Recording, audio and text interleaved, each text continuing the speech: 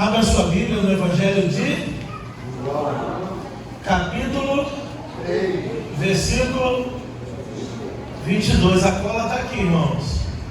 Evangelho de João, capítulo 3, ainda no capítulo 3, verso de número 22.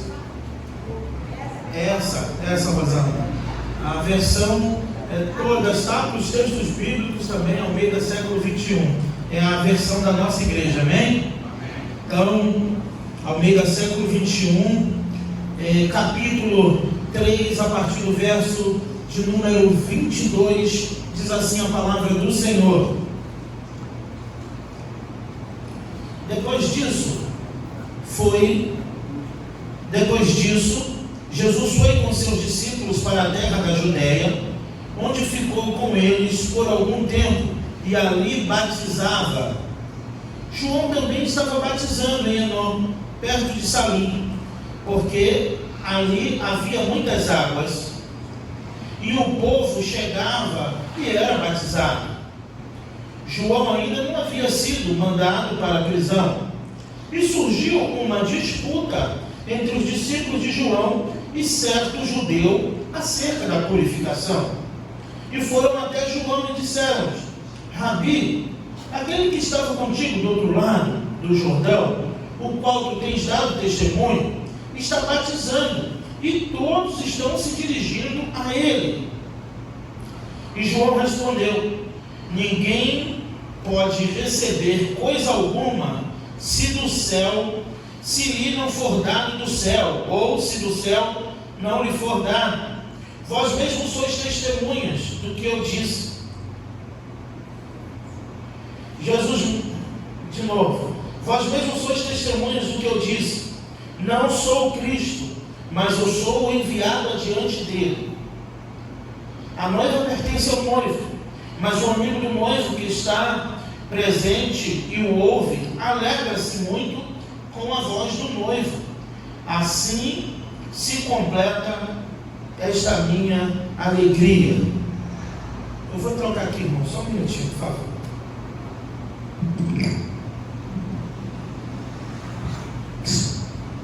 Assim se completa a minha alegria. O verso 30 diz: é necessário que ele cresça e que eu diminua. Toda a igreja, é necessário que ele cresça e que eu diminua. 31. Aquele que vem do alto está acima de todos. Aquele que vem da terra é terreno e fala estando na terra. Aquele que vem do céu está acima de todos, e ele testifica do que tem visto e ouvido, mas ninguém aceita o seu testemunho. Mas o que aceita o seu testemunho, esse confirma que Deus é verdadeiro. Por quê? Aquele que Deus enviou fala as palavras de Deus, porque Deus dá o Espírito sem restrição. Outra tradução vai dizer sem medidas. O Pai amou o Filho, entregou todas as coisas nas suas mãos. Quem crê no Filho tem a vida eterna. Quem porém mantém-se em desobediência ao Filho, não verá a vida, mas sobre ele permanece a ira de Deus. Senhor Deus, fala conosco, ó Pai, através da Tua palavra, meu Senhor. Precisamos ouvir a Tua voz, como já diz a Tua palavra, que eu diminua para que o Senhor cresça, que a Tua palavra fique guardada em cada coração aqui nesta noite, em nome de Jesus. Amém e amém. Esse texto é muito interessante e o acontecimento em si é muito atual, é muito corriqueiro em nossos dias, em todas as áreas, tanto na vida cristã quanto na vida, falamos vida cristã, vida secular, mas temos apenas uma vida, tanto quando estamos na presença do Senhor, enquanto corpo de Cristo, na igreja, na presença do Senhor, quanto também na área profissional, em todas as áreas da vida. Iremos observar isso de forma muito comum acontecendo. Domingo passado eu tive a oportunidade de pregar ali em Costa Barros, na Igreja Batista de um aluno aqui do seminário, e foi sobre o texto do lavar os pés, né? E eu dizia: você serve para servir.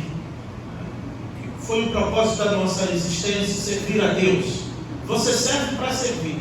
E eu dizia: olha, podem dizer que você não serve para nada, podem dizer que, na aplicação eu dizia, podem dizer que você não vale nada, mas Jesus está dizendo uma coisa para você nesse texto: você serve para servi-lo. Você serve para servir a Deus. Mas, irmãos, e dentro desse contexto, e a própria discussão em si já me leva a trazer isso na própria introdução aqui, sobre os momentos em que mais Jesus encontrou os seus discípulos discutindo. Várias vezes, em vários momentos, em várias ocasiões, Jesus pega os seus discípulos discutindo quem seria o maior no reino dos céus. A mãe de um deles, a mãe de dois deles, né, a esposa de Zebedeu, mãe de Tiago e João, veio pedir para Jesus: mestre, permita-me que na tua glória eu sente a tua direita e o outro à tua esquerda. E Jesus disse: porventura estão eles prestes a beber o cálice que eu estou para beber? Jesus quis dizer, o lugar de destaque todo mundo quer, sofrer, né, passar na moeda ninguém quer. Eles vão passar pelo que eu estou prestes a passar, que Jesus estava se referindo à sua morte de cruz. Então, porventura estão eles prestes a beber o cálice que eu estou para beber, para depois ter o direito de sentar à direita de Deus? E quanto ao sentar à minha esquerda ou à minha direita, não compete a mim, mas a meu Pai que está nos céus. Irmãos, isso gerou um problema, porque os 10 tentaram ali, ficaram muito chateados com Tiago e João, porque se a mãe da mãe deles veio até Jesus, foi porque eles pediram isso: mãe, vai lá e fala com Jesus, para ver se na glória eles estavam vivendo com Jesus ali, mas entre eles já estavam olhando e buscando um lugar de merecimento, de destaque, quem estaria à direita e à esquerda de Deus na glória, né, de Jesus, na verdade, na glória. Então, em outros momentos, Jesus pega os discípulos discutindo quem seria o maior. Eu já falei isso aqui esses dias. Então, quando Jesus chegava, eles se calavam, acabava a discussão. Afinal de contas, Jesus chegou. Mas Jesus sabia o que eles estavam discutindo. Lembre-se, Jesus é Deus.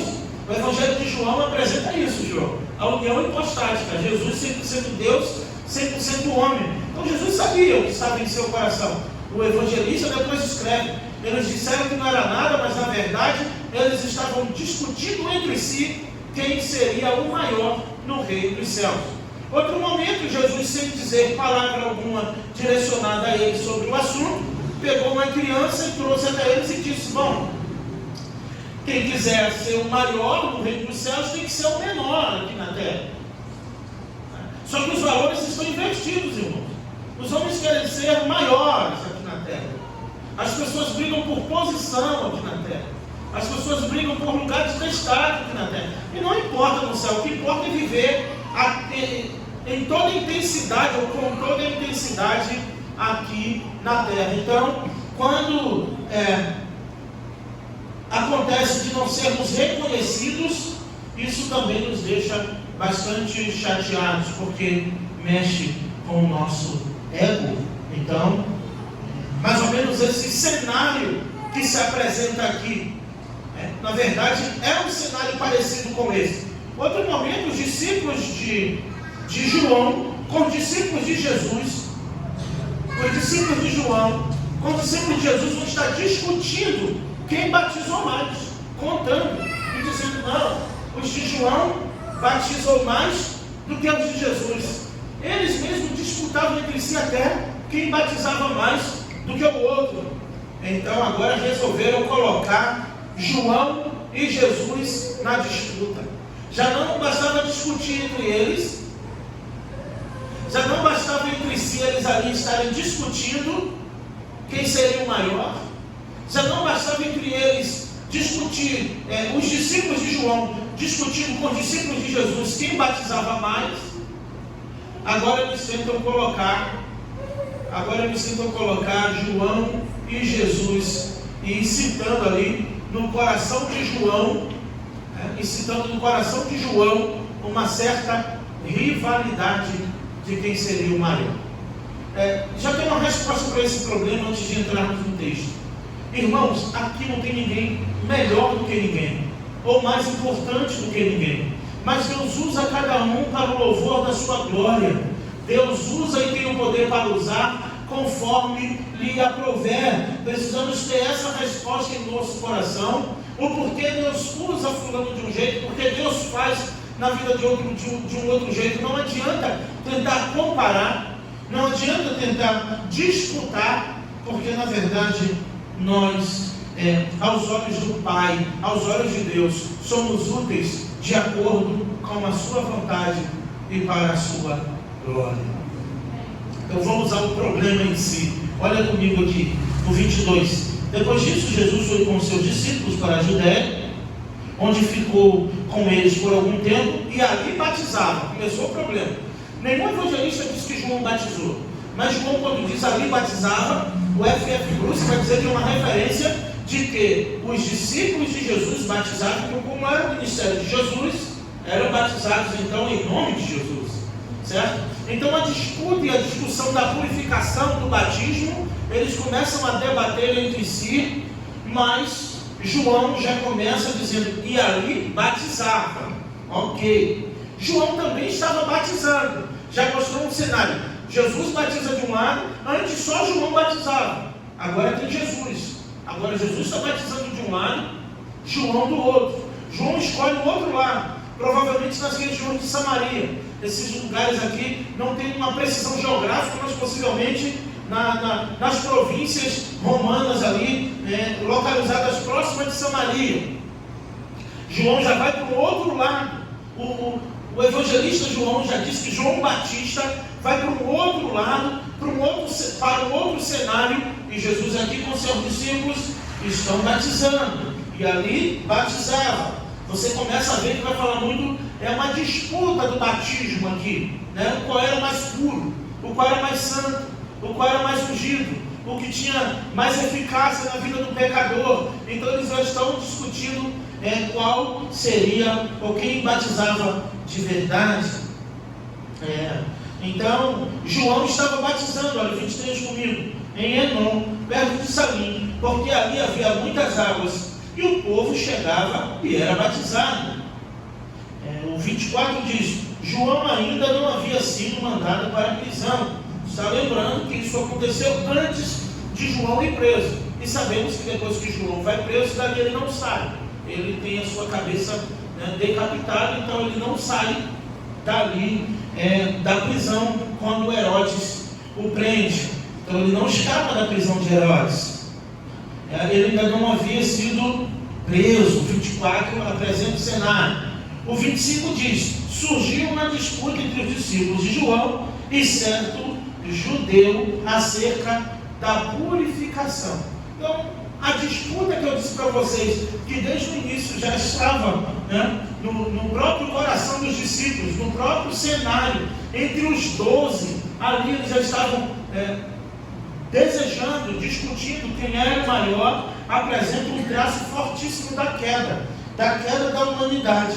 Irmãos, os homens não conseguem viver em grupo se não houver disputa entre eles. É uma coisa intrigante, é tão comum, você observa isso em todas as esferas, mas no meio dos humanos, na humanidade, é mais forte do que tudo.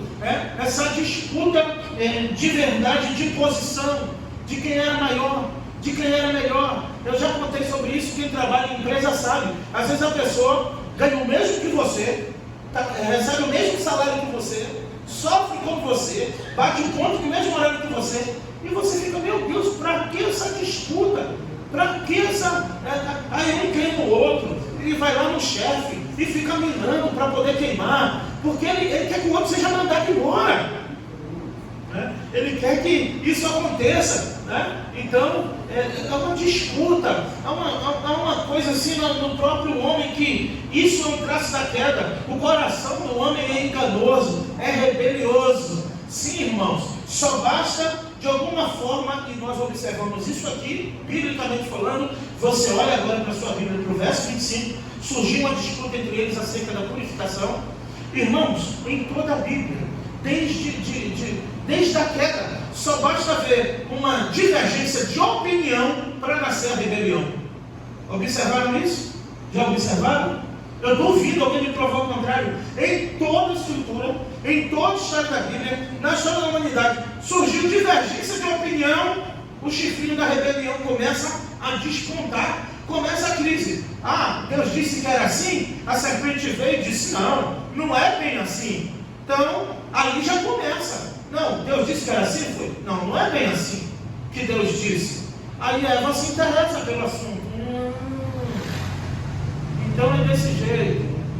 Então começa ali a guerra, a palavra, a disputa de quem seria o melhor. Na rebelião de Corá, de Abirão e Datã, com Moisés, era um grupo de levitas, irmãos. Era um grupo de levitas, brincando pelo sacerdócio. Mas eles eram levitas de origem, iam morrer levitas, não tinham como ser sacerdotes, mas eles estavam ali. Porque só Moisés que manda?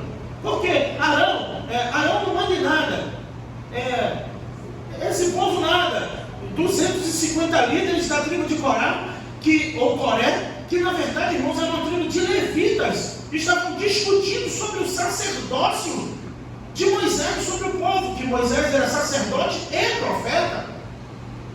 Então nós bem lembramos disso. Eu não quero nem entrar na questão de se levantar, não é essa a questão, mas eu quero entrar aqui nesse ponto e me limitar apenas no que levou a disputa, né? No que levou a disputa. Qual foi a disputa? 250 líderes, lá em Números 16, 250 líderes discutindo entre si, dizendo: o que Deus fala com Moisés?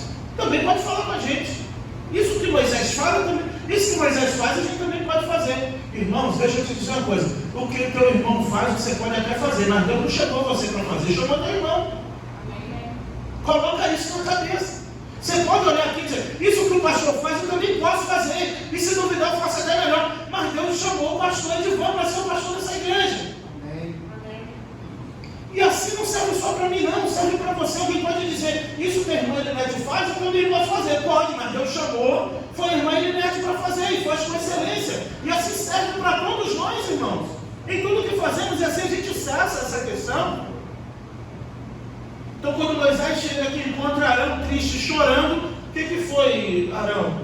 Por que você está triste? Arão está desmotivado, Fábio. Arão agora não quer mais orar, Arão não quer mais o sacerdócio, porque disseram para Arão que na verdade ele só era um porta-voz de Moisés, que Deus não chamou ele para nada, que ele não tinha que fazer nada. E Arão está triste, Arão está desmotivado com isso. Fica ligado, irmãos. Arão está triste, está desmotivado com isso. Então Moisés diz: manda chamar. Moisés quer se resolver com os líderes. Chama lá Coré, Abirão e Datã para ter uma conversa com eles aqui. Fala a Moisés que se ele quiser ele vem aqui, que a gente não vai lá não. Estavam corajosos, 250 com eles. Moisés: está bom. E qual foi a conversa? Se Deus matar vocês como mata qualquer homem hoje, ou seja, Deus já ia fulminar todo mundo mesmo por causa do ato, vocês saberão que não foi Deus que nos chamou. Quer dizer, ninguém vai escapar de jeito nenhum aqui hoje. Se Deus matar vocês como mata qualquer homem hoje, ou seja, fulminados, vocês vão saber que não foi Deus que nos chamou. Mas se Deus fizer uma coisa nova, diferente, extraordinária, abrir a terra e engolir vocês, aí vocês saberão que foi Deus que nos chamou. Adivinha o que Deus fez? Abriu a terra. Quem está com o Coré, Abirão e Datã? Eu gosto desse texto, eu gosto, toda vez que eu cito isso. Foi papagaio, periquito, calopsita, gato, totó, foi todo mundo junto, todos que faziam parte da casa, todo mundo que estava junto, a terra abriu e engoliu todo mundo. A disputa de autoridade, do ego, do poder, de coisas até que não tinham capacidade alguma, nem biblicamente falando, de assumir ali, no caso de Coré, da rebelião deles, disputando com Moisés. Moisés, não satisfeito, diz: Arão, agora eu vou resolver a tua parte. Eu resolvi a minha, agora eu vou resolver a tua, Arão. Pega as 12 tribos e traga os seus cajados. E cada representante de uma tribo tinha um cajado de vara de amendoeira. Então cada tribo de Levi, tribo de Dan, tribo de Judá, cada um traga o seu cajado. E a gente vai colocar aqui. E no dia seguinte, o cajado que florescer, Mas imagina um cajado seco de vara de amendoeira, aquele cajado que o pastor usa no mato já, do sol, ali sequíssimo, sem raízes alguma. O que florescer, esse é o líder. Essa é a tribo que comanda Israel. Então, no dia seguinte, cada um bota o nome do cajado aí para ninguém, né, mudar. Quer dizer que o céu de noite deveriam até trocar. Então, bota o nome, Arão assinou o nome dele no cajado, cada um marcou com o seu nome. Quando foi no dia seguinte, o cajado de Arão não só deu flores de amêndoa, como deu amêndoas doces e amargas, a branca e a vermelha, né? No cajado de Arão, dizendo, confirmado, pronto, acabou a conversa. A tribo de Levi, através de Arão, né, assumindo ali o sacerdócio, é responsável por toda a liturgia e toda a adoração em Israel. Que viagem nós demos, né? Para parar na mesma discussão. Que viagem nós demos para chegar no mesmo problema? Agora é com Jesus. Uma vez foi com Moisés, agora é com Jesus. E sempre tem alguém ali discutindo, botando pilha, e por que faz, e quem é. E Moisés e João está observando. João era profeta, irmãos, o último profeta nascido de mulher, João Batista. O ministério profético de profeta encerra em João Batista. Jesus disse que do nascido de mulher não teve nenhum maior do que João, mas quem quiser, olha o que Jesus disse, mas quem quiser ser maior do que João no reino dos céus, seja o menor aqui na terra. Jesus ainda disse para os discípulos que tem como ser maior do que João Batista no reino dos céus se humilhar aqui na terra. Pois do nascido de mulher ainda não tinha visto nenhum homem nessa terra maior do que João. Porque João teve um ministério privilegiado de proclamar a vinda do Senhor, de clamar no deserto. Lembra no início, quando perguntam, quem é você, João? Você é Elias? Quem você é? Você é o Cristo? Ele disse, não sou. Você é Elias? Ele também não. Mas quem você é? Porque precisamos dar uma resposta às autoridades que nos enviaram. Qual a resposta de João? Avisa com a sua voz do que clama no deserto. Endireitai-vos as vossas veredas, é chegado o tempo do Senhor, o Senhor está se aproximando. Foi a resposta que João Batista deu. E agora os discípulos de João vêm, após a disputa, com certeza esse certo judeu falou, olha, Jesus está do outro lado também batizando. Eu acho que tem mais discípulos do que de João, hein? Tem mais gente indo se batizar com Jesus do que com João. Olha o que o discípulo de João veio fazer com João. Olha comigo, né? O 26, e foram até João e disseram, Rabi, aquele que estava contigo do outro lado do Jordão, que é Jesus, né, do qual tu tens dado testemunho, está batizando, e todos estão se dirigindo a ele. Ô João, sabe aquele que você está dando testemunho e as pessoas acreditam nele por causa do testemunho que ele é a voz que clama no deserto? Então, esse que você está dando testemunho, que você colocou na boa, está com mais discípulos do que você, está batizando mais, está fazendo mais. Talvez não foi a intenção direta, talvez essa reclamação dos seus discípulos foi uma indignação que para eles na hora fazia todo sentido. Como pode? A gente está aqui um tempão com João batizando, aí vem Jesus do outro lado, agora está com mais seguidores do que Jesus, do que João. Possivelmente seus discípulos aqui podem de fato ter se indignado por imaginar que Jesus estava usurpando, aproveitando-se da posição que o próprio João lhe colocou. Porque, irmãos, eu vou dizer uma coisa para você: se tem uma coisa que deixa qualquer um indignado, é levar fama nas suas costas, é ganhar moral em cima do teu trabalho e daquilo que tu está fazendo. Isso aqui nenhum homem gosta. Ninguém vai gostar das pessoas usurpando, sem autorização, aproveitando da influência, aproveitando da amizade e tentando tirar o supra-sumo para hypar, como diz na linguagem jovial dos dias, né? Surfar no hype, ganhar fama, ganhar prestígio em cima de você, ainda mais sem a sua autorização. Quem já teve algo plagiado, algo tirado, e depois você nem aparece na história, sabe o sentimento jeito qual é, você fica sim chateado. Mas no caso de João em específico, ele sabia muito bem o que estava fazendo. Era para isso mesmo. Ali com isso que os seus próprios discípulos vieram lhe contar, isso acendeu a luz de João, com certeza a iluminação do Espírito Santo, dele entender se ele está ganhando mais proporção, mais destaque do que eu, está se cumprindo o tempo de que eu venha diminuir se aproxima. Né? Então, na verdade, eu preciso ir sair. João já saiu de cena, indo batizar do outro lado, para Jesus ter espaço para desenvolver o ministério. E agora, do outro lado, já chegou a contenda, a disputa entre eles lá, quem batizava mais. João disse, eu vou resolver ainda mais esse negócio, porque na verdade chegou aí praticamente a hora de que eu venha desaparecer.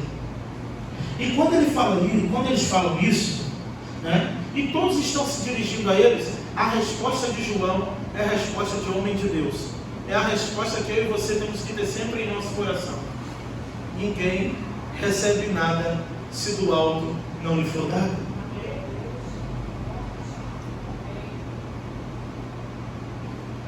Ninguém pode receber coisa alguma se do céu não lhe for entregue. O que eu tenho eu recebi do céu, e o que ele tem também foi do céu. Se eu sou de Deus, ele também é de Deus. Se eu sou usado por Deus, ele também é usado por Deus, porque ninguém pode receber alguma coisa se do céu não lhe for dado. E João ainda abre o leque dizendo todas as coisas, ou qualquer coisa. Irmãos, o ar que respiramos, o motivo da nossa existência, sabedoria, inteligência, as suas melhores qualidades que todos possam perceber, creia, veio do alto para você. Foi Deus que derramou sobre a sua vida.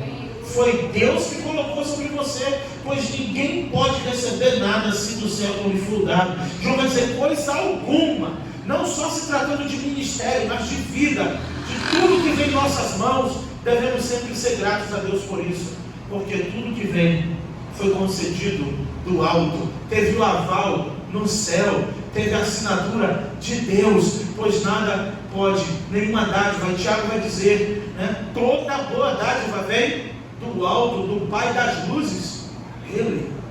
Então agradeça a Deus por tudo que você tem feito, como Ele te usa, o que você tem, o que você ainda quer fazer para o Senhor. Mas saiba que você não adquiriu isso sozinho. Saiba que não são os seus esforços. Saiba que a sua inteligência humana não vai te levar a lugar nenhum a não ser a ruína. Mas toda a sabedoria vem do alto, do Pai das luzes. Toda a boa dádiva vem de Deus. Amém, irmãos? Amém. Então, é isso que João diz. João já aplaca aqui a contenda. Já vem botando, né?